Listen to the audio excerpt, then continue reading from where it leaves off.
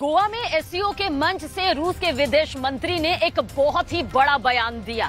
रूस के विदेश मंत्री ने कहा कि एक तरफ व्लादिमीर पुतिन पर ड्रोन से जानलेवा हमला हुआ तो दूसरी तरफ यूक्रेन और पश्चिम के देशों के झूठ बोलने की क्षमता का कोई जवाब ही नहीं। वहीं तुर्की में एक मीटिंग के दौरान यूक्रेन और रूस के अधिकारी आपस में ही भिड़ गए।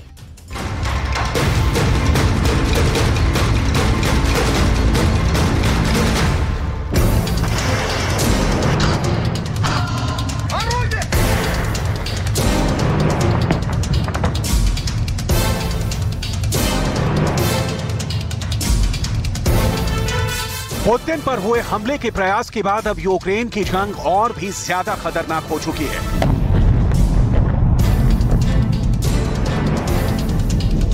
पुतिन के पलटवार के खौफ में यूक्रेन का हाल यह है कि उसने कीव के ऊपर उड़ रहा खुद अपना ही ड्रोन मार दिया।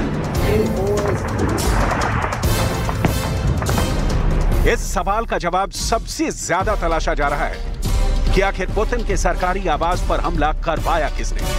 पुतिन पर हमले के बाद दोनों देशों के बीच तनाव इतना ज्यादा भड़क चुका है कि आपसी बातचीत के लिए इकट्ठा हुए यूक्रेन और रूस के डिप्लोमेट्स के बीच बहुत जबरदस्त हाथापाई हुई है।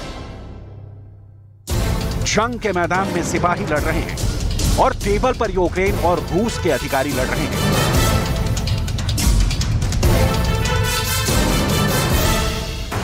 हालात बेहद खतरनाक हो चुके हैं।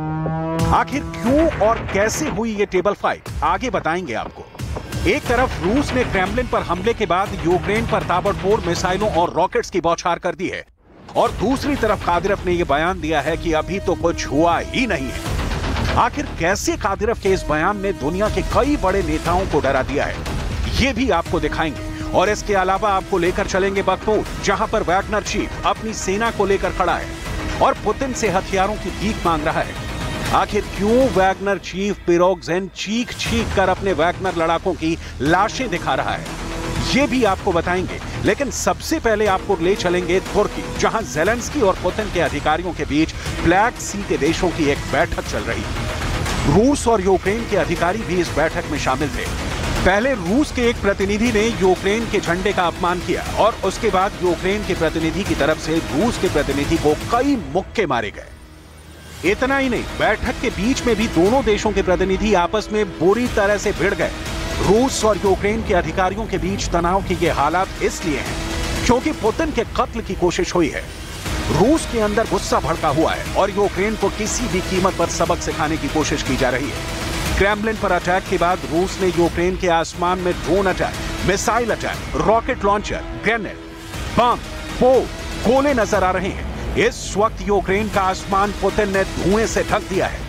यूक्रेन पर इतने खतरनाक और ताबड़तोड़ हमले किए गए हैं कि अमेरिका की तरफ से एक प्रेस कॉन्फ्रेंस कर रूस पर दबाव बनाने की कोशिश की गई है और आरोप ये लगाए गए हैं कि रूस की सेना ने निर्दोष नागरिकों का कत्ल किया है। May 1st, Russia has launched more than 145 airstrikes across Ukraine.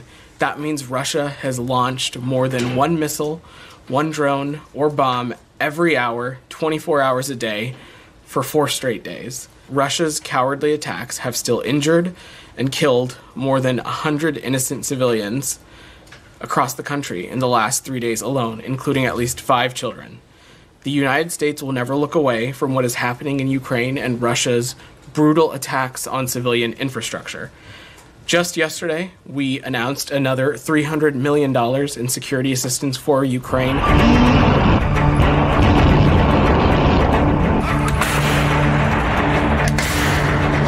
Kyiv पर इतने जबरदस्त हमलों के बाद चेचन्या स्टेट के प्रमुख और पुतिन के बेहद अहम कमांडर रमजान कादिरव का बेहद चौंकाने वाला बयान सामने आया है। रमजान कादिरव ने कहा कि क्रेमलिन पर हुए हमले और पुतिन को मारने की कोशिश के बदले की बात करना अभी बहुत जल्दबाजी होगी। पुतिन खुद पर हुए हमले के बाद भी बहुत धैर्य और संयम से काम ले रहे हैं, जिसकी तारीफ की जानी चाहिए। कादिरव का ये बयान इसलिए यूक्रेन को परेशान करने वाला है क्योंकि कीव पर हुए ताबड़तोड़ हमलों को भी कादिरव बदला नहीं मान रहा है। कादिरव का कहना है कि बदले की बात करना अभी जल्दबाजी है। लेकिन सबसे बड़ा सवाल हर किसी के मन में उठ रहा है कि पुतिन पर ड्रोन हमले की प्लानिंग आखिर किसने की। हमले के बाद से ही नाटो के कई देशों ने बिल्कुल साफ कर दिया है कि पुतिन के खिलाफ हमले में उनका कोई हाथ नहीं है। यहां तक कि अमेरिका भी यही बयान दे रहा है कि क्रेमलिन पर हुए हमले में उनका कोई रोल नहीं है। Questions over the last 24 hours or so about this alleged drone attack at the Kremlin.